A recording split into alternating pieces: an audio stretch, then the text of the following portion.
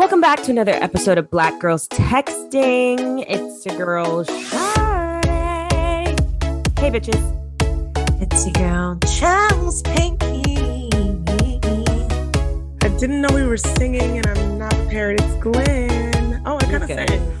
That was melodic. Yes. Welcome to Black Girls Texting. Here on the mic, it is myself, Chelsea Pinky, and Glenn Bed-Stuy Brat.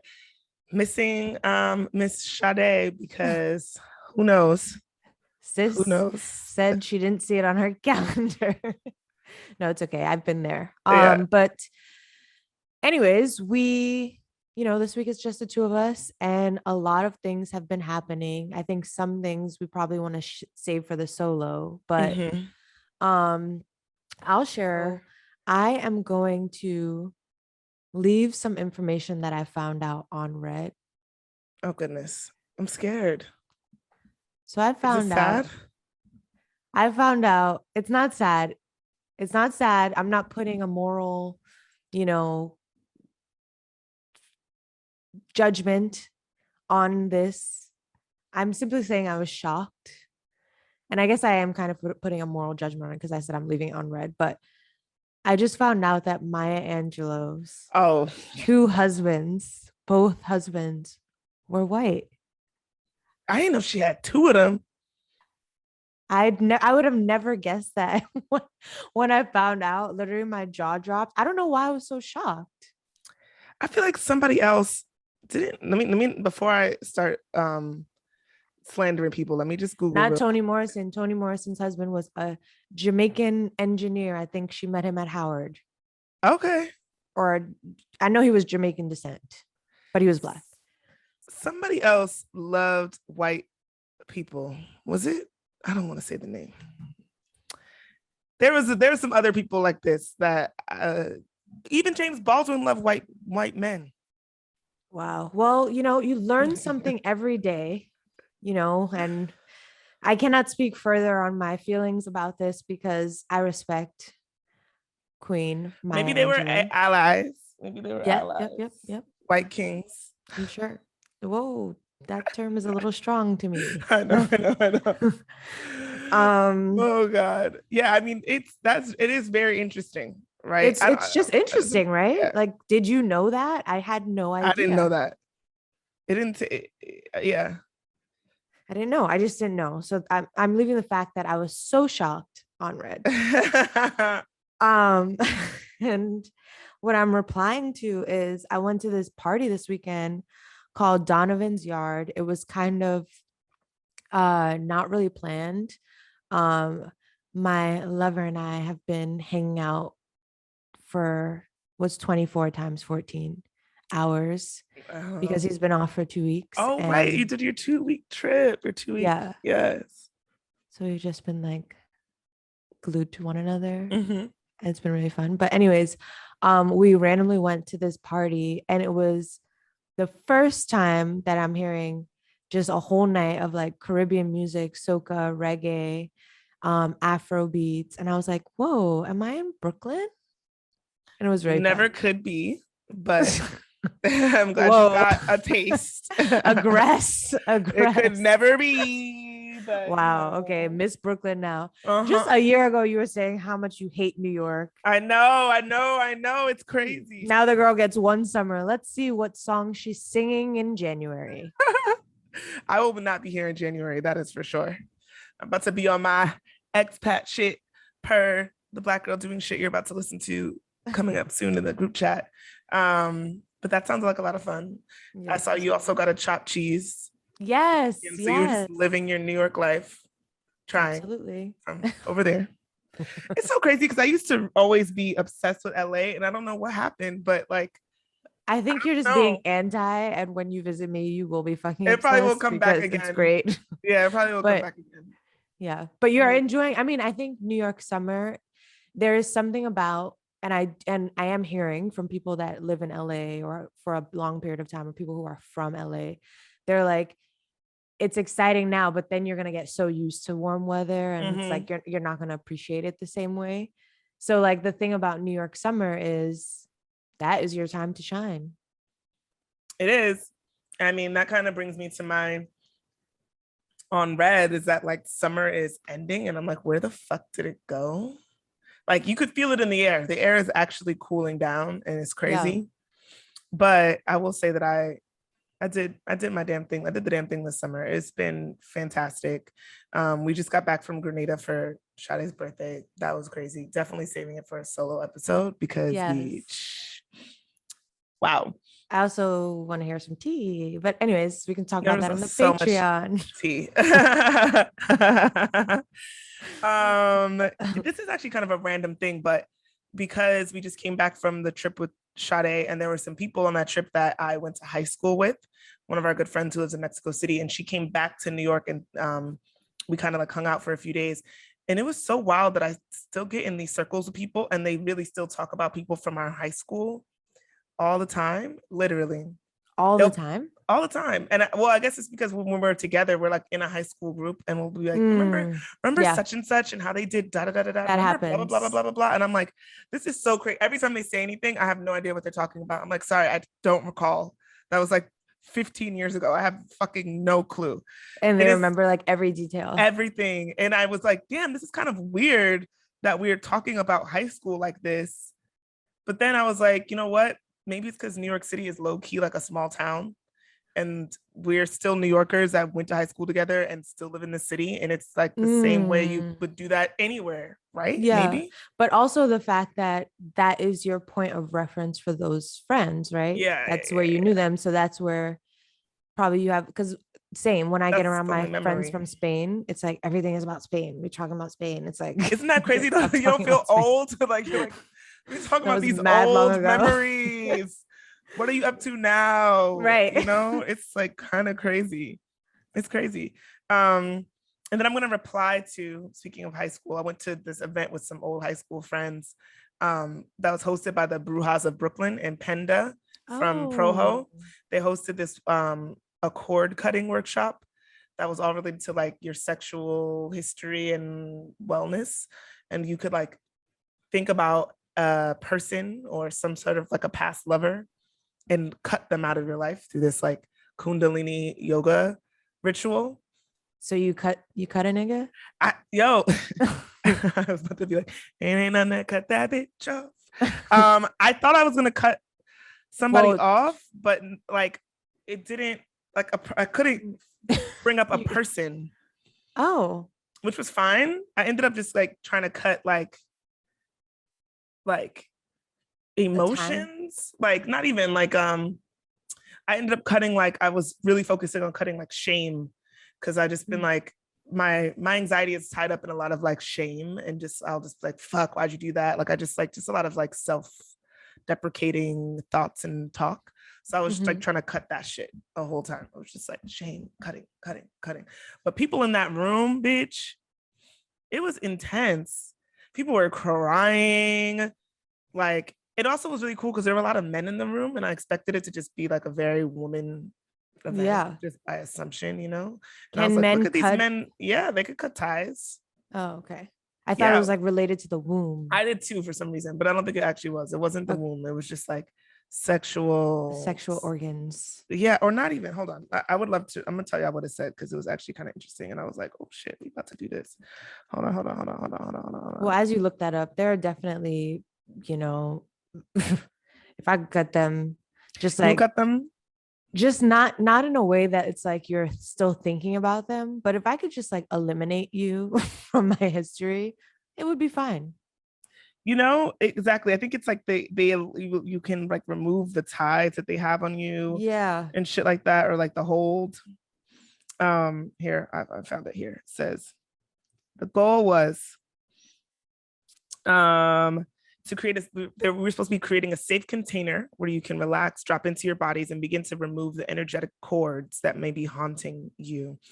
It was a clearing space to give you a sharper sense of focus and purpose, clear your aura, and begin to attract high vibrating connections and relationships that serve you and your life's purpose. It's like a bunch of chanting. And if you guys remember, we interviewed the Brujas of Brooklyn on our show a while back. I feel like at least a year ago. but they're amazing. Please go back and check out that episode. I wish I knew the number, but it's there somewhere. And then moving right along to the hotline bling. You got anything? Well, no, I'll save mine for our solo. Okay. I'm trying to think. Do I have anything? Do I have anything? Do I have anything?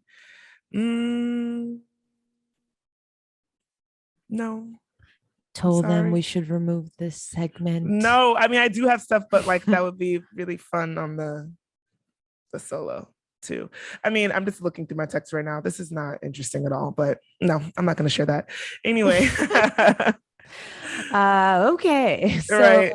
Our hotline bling was Sade this morning saying that she didn't have this on her calendar. Just kidding. There it is. So this week our Black girl doing shit is actually going to be joining us in the group chat. We have Latoya Oliver, someone that I met and have befriended from social media platforms. She's super cool. We talk about all things, and she actually left the country and moved to the Caribbean and, you know, had some roots set and laid abroad. Mm-hmm. All right, y'all. It's time for the group chat. Well, joining us in the group chat today and our Black girl doing shit today is Latoya Oliver. So we met kind of on Clubhouse. What you mean kind of? You met on Clubhouse? We met on Clubhouse for sure, but then Clubhouse, it went over into other social medias and we talk all the time. It feels like I literally know her. I think Clubhouse was just so different, especially when me and Chelsea got on there, like the early stage.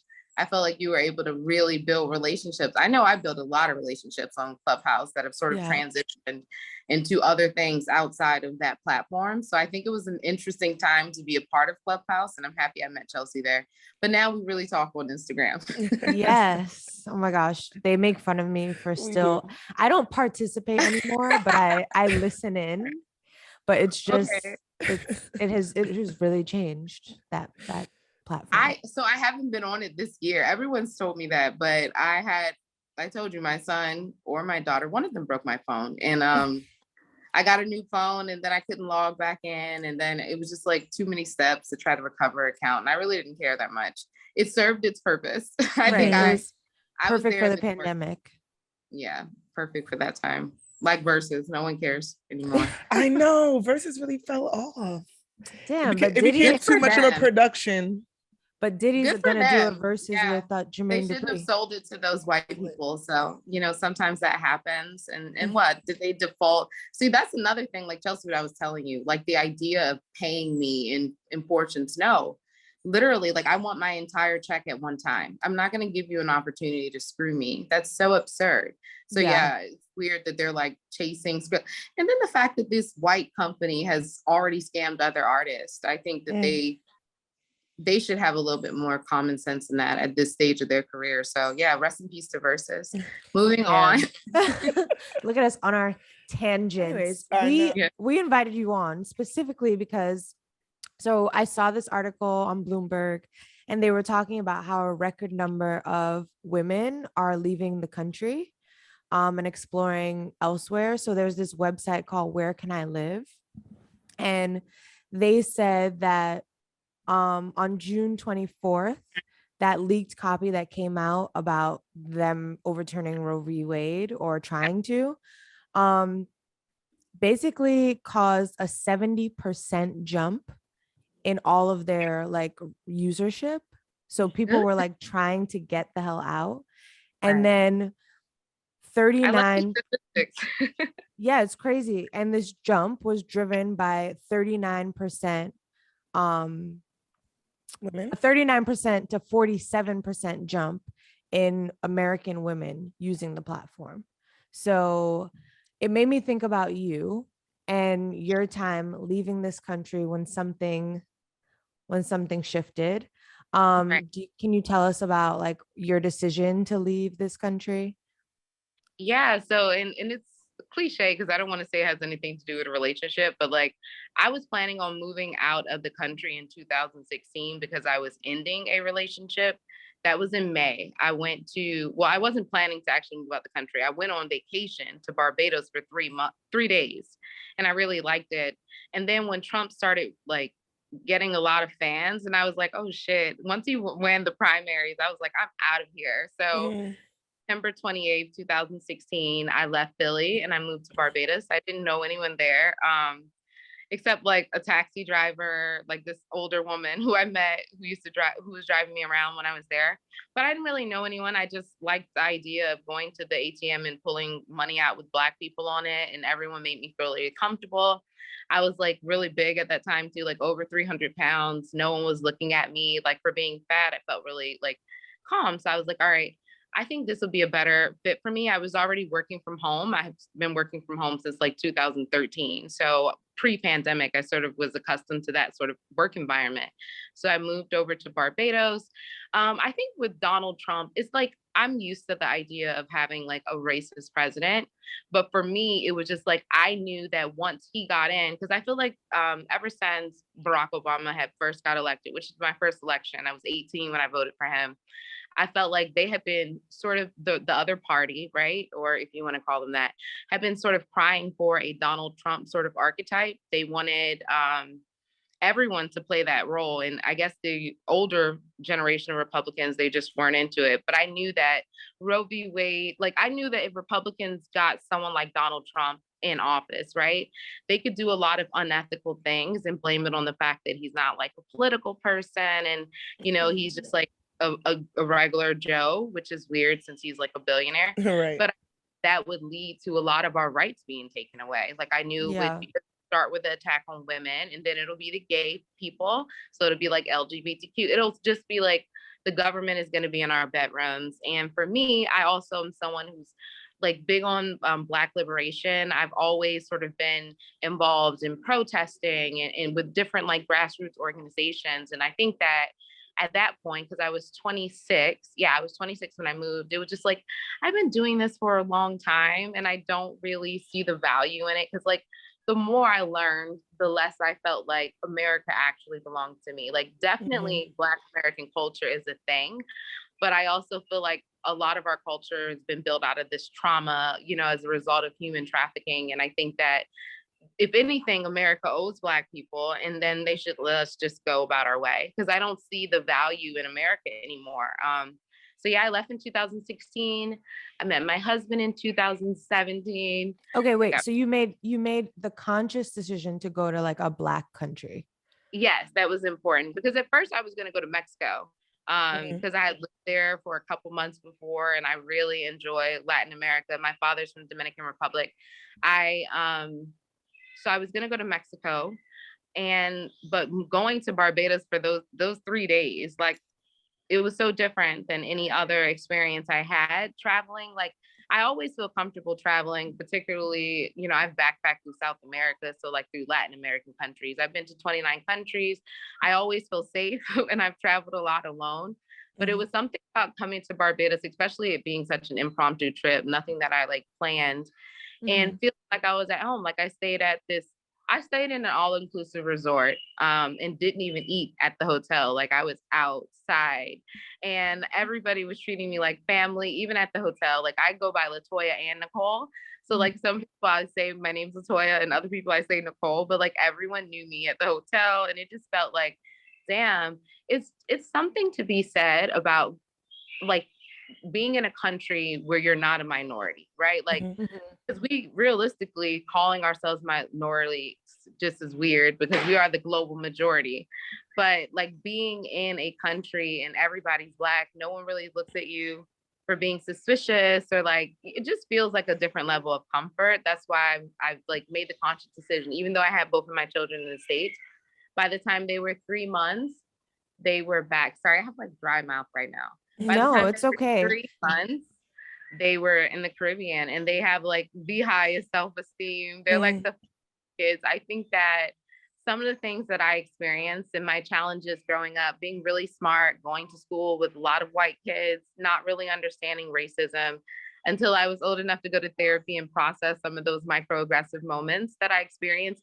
A lot of those things weighed heavily on my self-esteem. And I think that it held me back in a lot of ways. So I love the idea of raising my children around people who look like them, And so you met someone and now you have like a whole family there. You're really building roots. So can you tell us about your experience like dating abroad and how that came about? I felt like when I first got there, I had a lot of success with dating. Like even my friends who are like local women who I'd be friends with, they're like, oh my God, you're so lucky with dating. And I'm like, they would tell me these horror stories about dating Bajan men. And I'm just like, that has been my experience. They've been pretty nice, but very, I don't want to say, all right, I'm not going to say thirsty, but like they definitely are very like, I don't care, because anyone who goes to Barbados will have the same experience. They enjoy women there. They like to be all up in your face. Like what literally made me so attracted to my husband. Like the first night I met him, I said, oh, I just met my future baby daddy. He was not like thirsty. And I really liked that. I was like, okay, because I'm always feeling myself, especially, oh my God, if I put on some makeup or something and go out, then I just think that I'm Beyonce. So it's like, he was friendly, but he wasn't like thirsty. And even then when we first started talking, he was just being so regular. Like we just had a lot of regular conversations. It wasn't so like, oh, let's get to this, that, but we got together really quickly. Like we met in March 2017. We became a couple in July, lived together by August, pregnant that year, like married after. We got married in right after Nala. So that would have been February 6th, which is Bob Marley's birthday. Yeah. So we got married the year after Nala, 2020, pandemic year. Yeah. We just went to the courthouse. Like we were planning to get our marriage license that day. And because he was off work and I was like, all right, we're here getting our marriage license. He's like, we might as well just do the whole thing today. And I was like, all right. So we had the kids and it was just us four and went to the courthouse and got married. So basically you moved, your whole life basically changed. Right. Now you have a full-on family, 2 beautiful children, your husband. How are you feeling now that you are living abroad? Do you miss anything about home? No, it's nothing really that I missed about home, like except the people, right? Like you miss your family.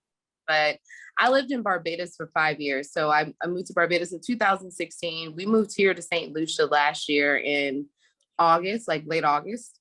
And in St. Lucia literally feels like forever home for me. We're building something that I'm really excited about here. Like it's going to be a great experience for a lot of people. So we're working on developing something here and I feel right at home. I'm not interested in, I don't even want to travel to the States to like visit. Sometimes like when it comes to my family, they're like, oh, when are you going to come home? And I'm like, why won't y'all come visit You're me? like your home is where you are. Right. I mean, I'm not that excited. I always do this and I know it's really dramatic and I shouldn't say it, but I do have this worry because I've built and it's not perfect. There's nothing perfect nowhere, right? But like, I'm super happy. I can honestly say that. And because of what I've built here, I'm afraid of jeopardizing it with like, okay, I go to the States and then maybe I go to the grocery store and get shot up or, and my sister's like, that's not going to happen. I'm like, well, y'all live in North Carolina. Like, did you think they were going to shoot up a church? Like you have to think about these sort of things. I feel safer here. I feel like this is a better place for my children, for my family. I'm excited. My kids are about to start school in September. I'm like really invested in the life that I'm building in the Caribbean. I'm not interested in the States besides like the passport privileges, like having dual passports is very important. So we're going through that citizenship thing now, but St. Lucia is definitely home for me and I don't miss the States. Yeah.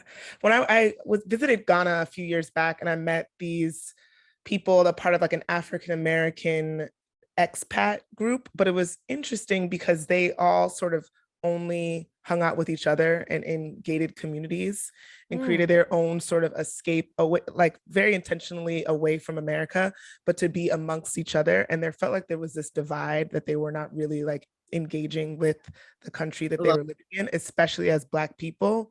And that like kind of put a weird taste in my mouth. And I'm curious if you have any thoughts on that, if you've joined an expat community or how you find yourself like connecting with the culture around you?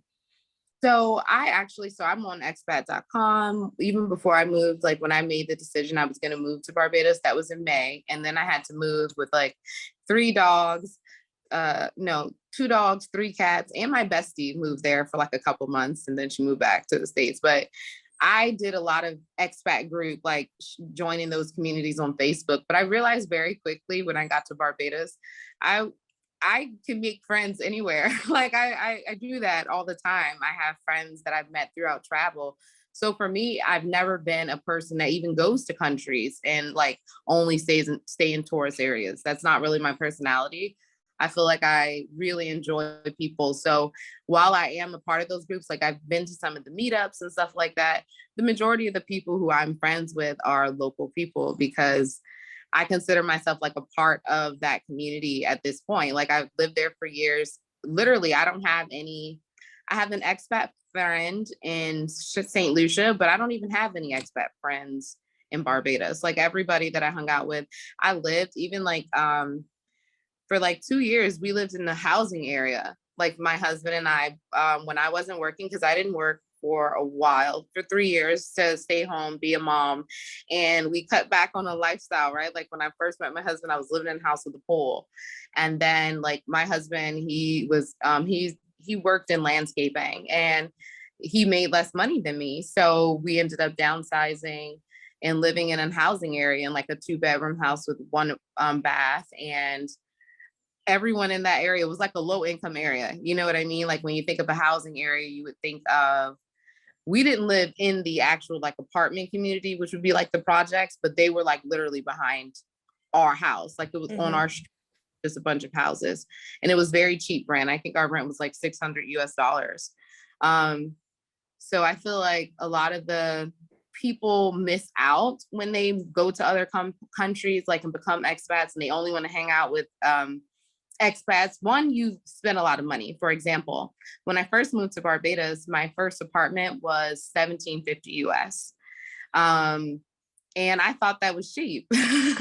And it wasn't. It was expensive. And I also didn't have a car, so I took taxis everywhere for the first year. Like it wasn't until I met my husband, or maybe it was somebody before. Yeah, like when I met my husband, that's when I actually like got on a van, like the like shared van and stuff.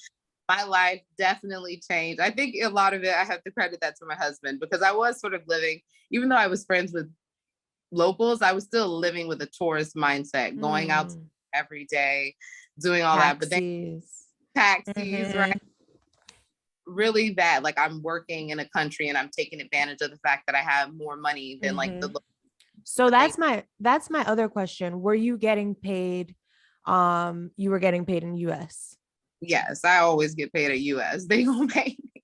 So what do you have any advice for someone who wants to move abroad, still wants to get paid in like American money? Like, how did that work for you? How were you able to negotiate that sort of thing? Yeah, so I mean, the circumstances vary depending on what sort of industry you're in. Me being a recruiter, and I've been doing that line of work for a really long time.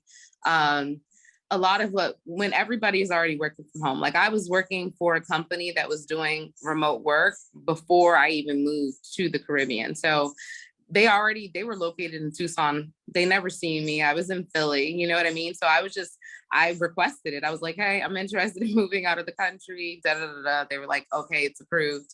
It depends on like what sort of contracts you are working at, because with the particular contract that I started with Broadpath, it was a Medicare contract. So that actually did become a conflict, because they didn't know when I moved out of the country that I had to be in the US to work on that project. So that shifted me into talent acquisition. So it was almost like I fell into that, because I was working on an actual project, and then I went into recruiting because it was just like an easy transition, and recruiting was something that I could do from anywhere.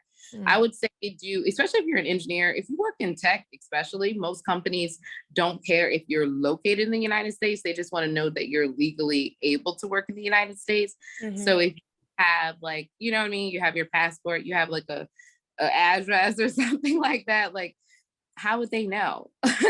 They won't care most of the time. I'm very upfront now because I also understand like the sort of value that I bring to companies. So like I'm very transparent. Also being an interviewer, a recruiter trains you how to like act in interviews. So I'm always very transparent with whoever the hiring authority is that I'm speaking to about what my lifestyle is, what my intentions are. And these are things I'd be able to bring to the team, provided that they allow me to continue living my life the way that I'm living it. So I haven't had any issues. Even now, like I already have another job lined up and they know I'm in St. Lucia and they're going to be paying me in US dollars. Period. That's amazing. So do you see yourself staying in St. Lucia long term? Forever. I don't see myself moving from St. Lucia, not with sort of the things that I'm working on. Oh, I'm just like just talking about it makes me really excited. But I actually feel really comfortable. Like the only place I could see myself living outside of the Caribbean would be Africa. Mhm. And that's a long flight. And I feel like that would be even harder for me to see like my family than now. So I'm really comfortable living here. I'd love to be a part of some of those changes that we need to see in the Caribbean, like not just being majority Black and having Black leadership, but having Black leadership that's actually moving in the best interest of the people. So I'm excited to become a citizen here so that I could like rant and like, you know, do all those things, try to, you know, move things forward. But I feel comfortable here. I feel like it's home. It's my husband was born here. His mom's from St. Vincent. So he has like both sides in him. I'm excited. We're supposed to be going to St. Vincent sometime this year, but I really love the EC in general. I've been to pretty much all the islands in the Eastern Caribbean and I love it. I love all of them. Okay, so you mentioned that you're getting sort of like politically involved, or you will be getting politically involved once you become a citizen there. Are you still, or do you still have any tied to like American politics, anything that you want to, any changes that you want to be a part of? Or are you just like, I'm out of there? No, I'm sorry. I want you to answer that question, but I literally just, to me, it's a joke at this point because I think when I think about like American politics, in America being like the oldest democracy and how we have like historically went into all of these other countries to put this like phony democracy in place, where like even our voting system having an electoral college is not democratic, right?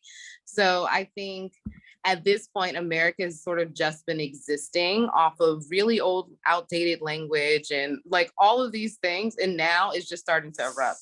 What I do look forward to, and I hope that I see, is like Gen Z shut everything down and like set everything on fire because it's literally a joke. I think that the idea of telling children who have been like violated by an adult that they have to have children instead of terminating the pregnancy. It's probably one of the more violent things that are happening in recent American time.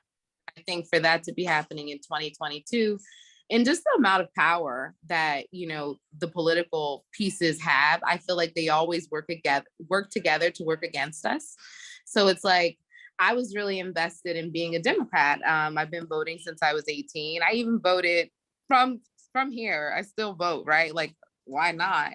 But I'm not like someone who actually thinks that there's going to be any sort of systemic change in the United States, certainly not from like the two-party system, if you want to call it that we have. So I think that there's just other places that we can go that are better. I'd love to see America crumble also because like not being funny, but like America as we see it today, I'd like to see that kind of just be burnt and start like a brand new constitution. I think it's sort of weird to still like romanticize these slave owning, sexually violent, like forefathers.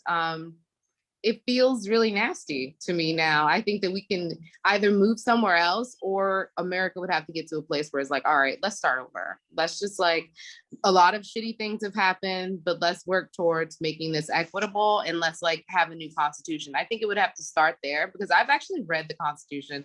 I'm from Philadelphia. I love history and it's really violent. It's like I have similar feelings about the Bible. Like it's just because I like to read. So it's like reading certain words and then like internalizing it, it's like, I don't really think that this even makes sense in 2022. We can actually do something better. And I think I have a lot of opinions about America. And only way I'll be coming back is if they give me 40 acres and a mule. Well, I mean, you had opinions and you did something about it, right? You like made the choice for yourself to leave the country. Have you like spoken to any friends about like trying to convince them to do the same? Yeah. And even my best friend who left, oh, this is so interesting because of the Roe v. Wade thing, right? So my best friend who lived with me in Barbados for like 3 months, and then she went back to Philly. She's from Savannah, Georgia. She's like, I might move to St. Lucia. And then like my little sister and her friends are looking into like moving to the Caribbean. I recommend a lot of Americans move to Barbados just because it's obviously biased because I lived there. But I think that it's a little bit faster than some of the other Caribbean countries. And you find that the people make more money, like not all of them, but you'll meet people where it's like, okay, we can go out to eat together and they're gonna, you know what I mean? Like you don't feel like you're flossing around. It's a lot of rich Bajans. Okay. So it's like, you just feel sort of comfortable. And I just think it's a faster pace than some like going to Grenada or like St. Lucia, I think too. Like I can get my groceries delivered, which is really important to me. I hate going to the grocery store. But yeah, those sort of things. But I'm excited to hear because I've noticed it's literally this year. I've been living in the Caribbean since 2016 and I can barely get people to like visit because they'd rather go. I mean, I do live in the more expensive countries to visit. Like you can go to Jamaica or Cancun or Dominican Republic, you know, those places cheaper. It's like an expensive flight to get out to Barbados, St. Lucia. So for years, people haven't even been visiting. I've had like maybe one friend come visit me the entire time. And now everyone's like, I am thinking about moving to St. Lucia, or can you recommend places? I've been giving out a lot of resources to sort of expat groups and stuff, because I think that's a good way to sink your toes in. Like one of my close friends, I met her through expat.com. She lives in Canada, but she's like a carnival junkie and she's addicted to Barbados and she works from home too. She's a recruiter. So she comes down for like months at a time. You'll find a lot of Canadians that come to Barbados for like 3 or 4 months out of the year, you know, whatever. But she loves it. And now that she's fully remote, she's making the transition to moving permanently. So I think that a lot of people are starting to like open up to the idea of just leaving.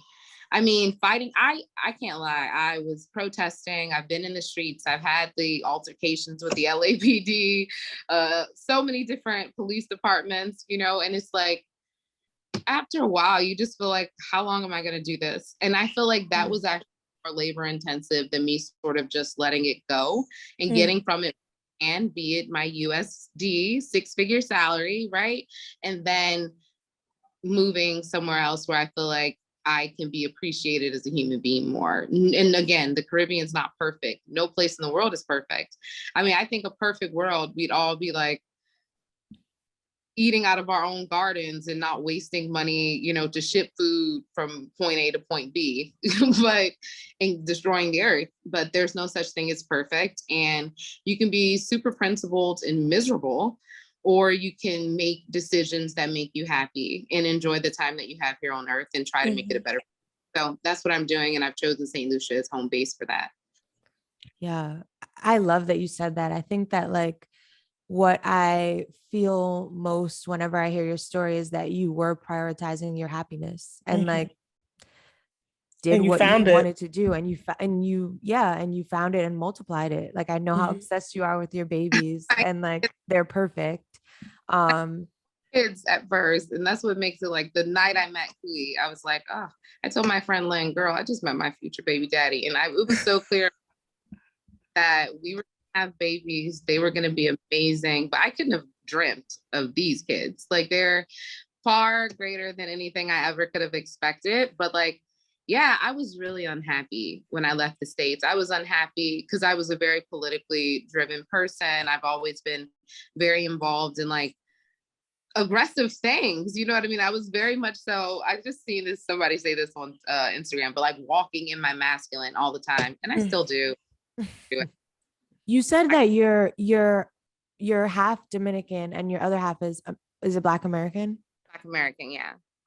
So I wonder because I do think, and even as you mentioned, like America's marketed as like the greatest place, like so coming from like an immigrant standpoint, a lot of people come to America for a better life, right? That's the story. Did your both sides like see your choice, like your Dominican side and your Black American side? Was there any like difference or similarity on how they saw your choice to leave the country? Not really. So I'm not even really that close with my father's side. Me and him, like, we didn't really have a relationship until I had my son, to be honest. Like, he was around when I was younger, and then like he wasn't there to raise me when I was growing up. But we reconnected when I was pregnant with my son, and he was there when I had like around when I had my son, and we sort of built our relationship from then. And I love that. But his family, I'm not really like close with my dad's side as much. But even my mom's side, I've always lived far from people in my family. Like when I first got out of college, I moved, like when I went from Atlanta to California, like they're just used to me doing anything time by myself. No one worries about me in that type of way. Like my mom always says it. She just like, if I tell her I'm moving to Mars, she's just like, oh, fine. You know what I mean? That's really- Thank you so much. I think this has been just inspiring for the person who might be listening and thinking, I want to fucking leave, but like, am I crazy? Like, how do you even do that? How, like, I don't have a plan. So hearing your story might inspire them. I guess, and I'm Latoya Resources. So you can literally, like, if y'all hit me up on LinkedIn too. I don't know if I should share that because I've been talking a little bit cray. No, so no LinkedIn, but y'all can hit me up on Instagram because it's private, Black and Feral. But yeah, I'm down to share resources with people who maybe need a little bit more of a push. I'm like, so my personality trait, y'all see my daughter trying to brush my hair, and I have my personality type is like an aggressive campaigner or something like that. Assertive campaigner, not aggressive. Look at me using the wrong word. Assertive. So I love to convince people to do things. Hit up your girl and I can convince you. Black and Feral. Follow her. Right before you leave, do you have any tips, I guess, that you probably like wish you knew? Anything like you think is important to know before leaving the country? The biggest thing that I would say to anyone who's thinking about leaving the country is do not go to the country that you're going to with a tourist mindset. Like you can do that and you'll still have a good time, but you will lose. Like in your experience, not only will you lose financially, because there's something to be said about living like a local and just like splurging sometimes, but really that's such a beautiful life. Like your life can be a lot more simple. I think even when we first moved, it was so funny. Me and my best friend in the airport, we had like 9 suitcases. And we had shit that was just shipped down, you know what I mean? But like 9 suitcases of just clothes. You find, especially living in countries we have high duties, if you can just like adapt your mindset so that you're not trying to bring America to this place, right? Like there are certain things about America, like conveniences that sometimes you wish they had, and that, okay, if you're going to do something that's going to add to like productivity and save people, that's going to add to value to a country, I'd say bring those things, but don't bring your colonizer mindset. Like don't come to other, because I find a lot of expats do that. Like it's embarrassing too, because I know I don't act like a typical expat. Like my life is very local because I'm married to like someone born and raised in the Caribbean, right? But I remember, like even in my first year when I was hanging out with more expats, which I barely even talked to any of them. I don't even think there are any of them still in Barbados, because you will spend more money in these Caribbean countries than you will in America trying to live like a tourist, because they're more expensive. Like Barbados is the 13th most expensive country in the world. It's more expensive than the United States. So like if you come and you want to live like you're in America, you will be broke. So I would highly suggest not doing that unless you're really, really balling. come and enjoy like the experience of living in the Caribbean and meeting some of these amazing people out here. Yeah, you might meet the love of your life and have some cute kids. Yes, I love it. Well, thank you for being this week's Black girl doing shit. Bye, Nyla. Bye. Bye. Not the baby that we never use because they coast up. But yeah, thank you. Thank you so much. Thank you so Yeah. much. Talking to y'all, and it did feel like a group chat, so I'm glad. I know I'm looking like real basic, so I was like, all right, I'm glad that y'all are looking cozy too. Yeah, girl, it's a Sunday morning. Yes. Let me another shameless because I know I'm like comfortable in my skin. Right. What would you do? So for this week, Glenn, what is the what would you do? This is something very ridiculous, and we've done this before. If you follow the Shade Room, if you be in the Shade Room and all these other places, you might sometimes see these very, very odd scenarios and issues that people be going through because they're so stupid with this picture. Look at this picture. First of all, What does it right say? now. Okay, so all right, so yeah, you'll see sometimes these like crazy scenarios if you step in the Shade Room or if you're beyond spiritual word. I wanted to get Chelsea's feedback on this. The headline is: husband pays for him and his friend to sit in first class, but paid for his wife to sit in economy.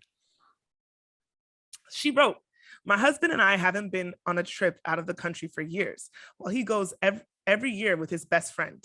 His reasons for going with him is because they both go to attend sporting events. This year, my husband told me I could go with him and his friend since they were visiting a new destination. He paid for my ticket and everything else since I'm a stay-at-home mom and have no job. The kids were left with my mom. However, when I found out that he had booked a first-class ticket for himself and his friend while I got economy, I just couldn't hold my tongue. Chelsea's face. I confronted him about it and he at first refused to discuss. Then, when the argument got heated, yelled, I paid for your ticket. Isn't that enough? Then kept on going on about how I should stop acting like I was royalty and that if I come to think about it, even economy was fine for me since I technically don't work anyway.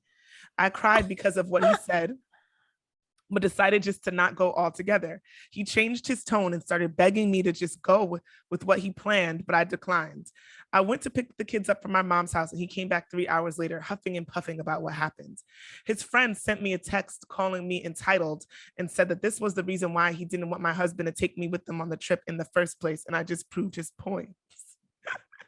I did not respond, but I blocked him since he's gotten increasingly rude over the past few months. My husband said I keep crying about being excluded, and this is what happens when he finally decides to include me. Ooh. The comments, people are like, who gonna tell her? Right. Right. They must be in a romantic relationship. Period. Because that's the only way I can make sense out of this. And the friend like talking to her all crazy and nasty that was the telltale sign. And the fact that you and your man have not gone on a vacation in years, but every year God gives us a new year, he makes sure to book a vacation with his friend. What? To attend sporting events? You don't have eyes? You can't watch a sporting event? Right. I don't get it. That's Did he buy his weird. friend's ticket too? Yeah. And then why is he buying his friend's ticket? Yeah, wait, is that what he did? He bought the friend's ticket? Hold on, let me just check on this. And even if in the event that they had already bought their ticket and you were an extra tag along, so maybe they ran out of first class seats, someone should have offered you their seat. Right. Oh yeah, he booked it for himself and his friend. That makes no sense. I wouldn't be trying to go on that trip with them anyway. First of all, please don't invite me to join that trip with you and with you and your boyfriend. Well, there wouldn't be a man v man trip if we're not getting our trip. Right. That's wild. Prioritize our trip. Yeah. In years, you got me sitting in the back. Okay. Also, with I my have knees to say up against the something, back seat. bitch. Okay, because on a previous episode, I did talk about how I don't like the caste system of airplanes, but I got upgraded. And now I you got like the caste upgraded, system. bitch, and it was really the cutlery for me. It was the real glass cup, the bowls, the plates, the fresh fruit. The lady basically fucking tucked me in. Oh my God. And then she came around at the as we were landing and just was like, Miss Pogue, I want to thank you so much for your loyalty. Like, I was like, I love this. But I also still think that everybody deserves that treatment on the plane. But and so did this young lady who had to sit in the back while her husband and his boyfriend were in the front. Boyfriend. Toasting champagne to their annual trip. Wow. She's in the back with the Biscoff cookies. And a ginger ale. Right? Oh my gosh. Yeah. Could not be me. Get rid of him. I would be yeah. But this is her and this is her husband, not boyfriend. It's just so disrespectful the way he treated her too. I don't like the conversation. I don't like the tone. You don't work anyway. It's nasty. Nasty. Ooh, maybe therapy. Maybe couples therapy. But he probably, he's probably in another relationship whole time. But yeah, good luck.